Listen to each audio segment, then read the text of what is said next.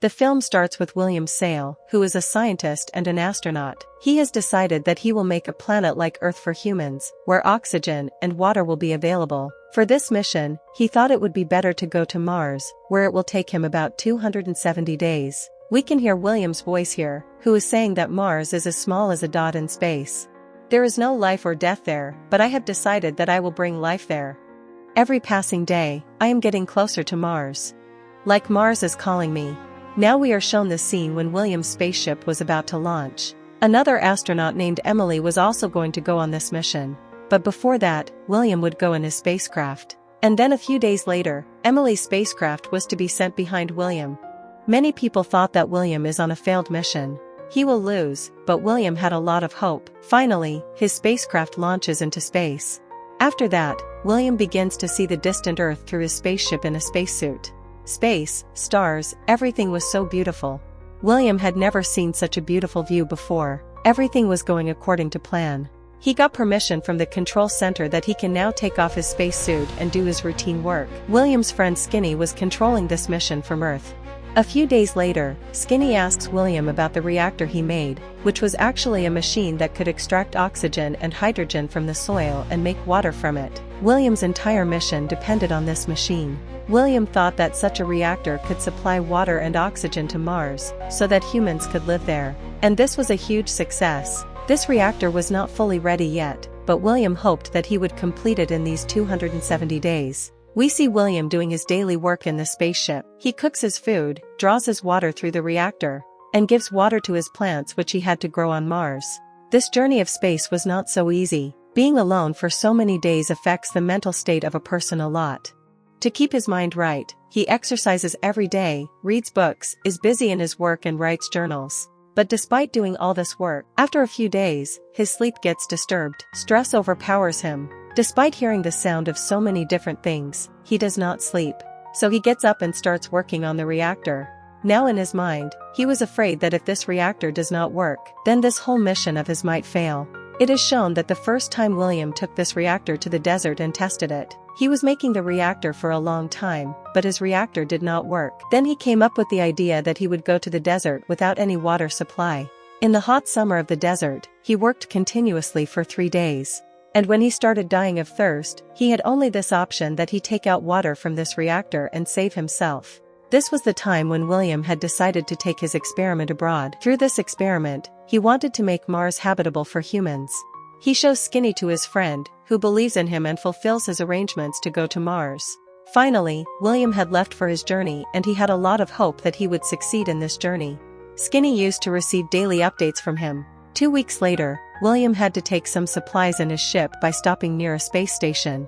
He stops here and meets 2 astronauts present here. He was very happy to meet them because after many days, he was meeting a human, but the strange thing was that they were not happy to meet him. They were very sad here.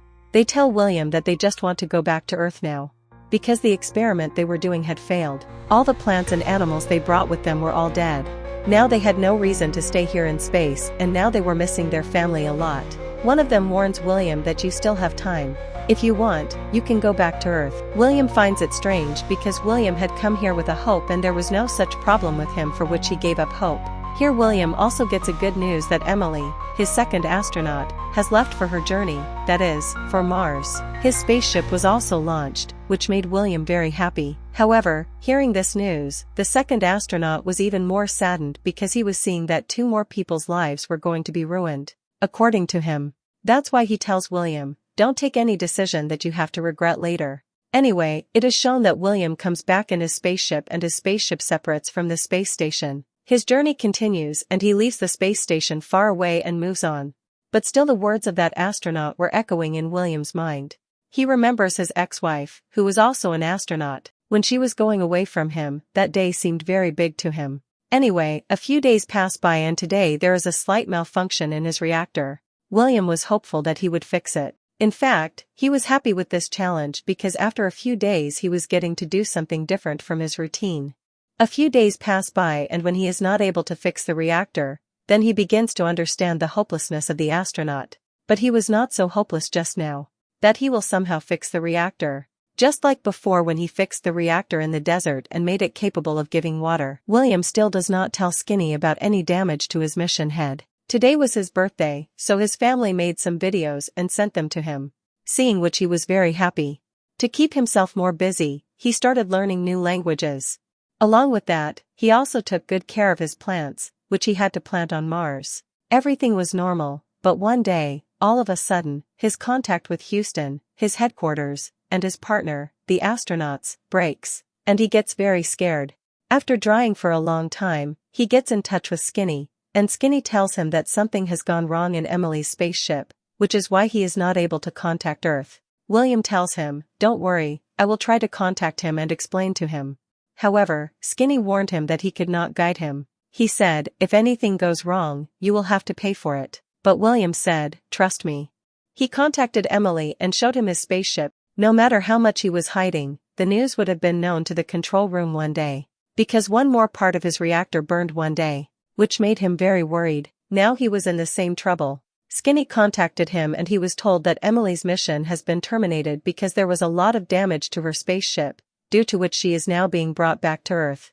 William himself was also worried, but he did not express his worries to Skinny and told him not to worry, everything will be fine. His plants were also starting to wither, and now he was squeezing water out of his plants and soil so that he could use it for his survival. Now 5 months have passed. William had still kept himself alive on a drop of water.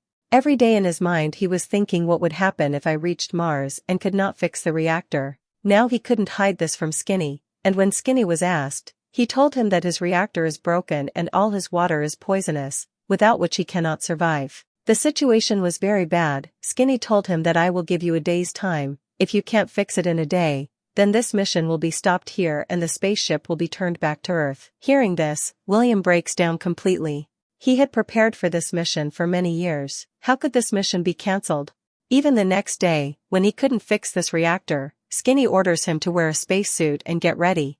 The spaceship is being turned back to Earth. The fuel had already been delivered to a space station from where it had to be refilled. And that fuel was enough to bring the spaceship back to Earth. His brain was not accepting all this. He was not working so hard to go back. He had to go to Mars somehow. That's why he takes all the decisions, all the control in his hands and ends all the connections of this ship from Earth. When he was doing this, Skinny also came to know about it. Skinny told him that without Houston and the control room, you will not be able to reach Mars. It is possible that if you get lost in a spaceship, you can die. But this time, William didn't listen to anyone. After ending all the contacts from Earth, his real mission started.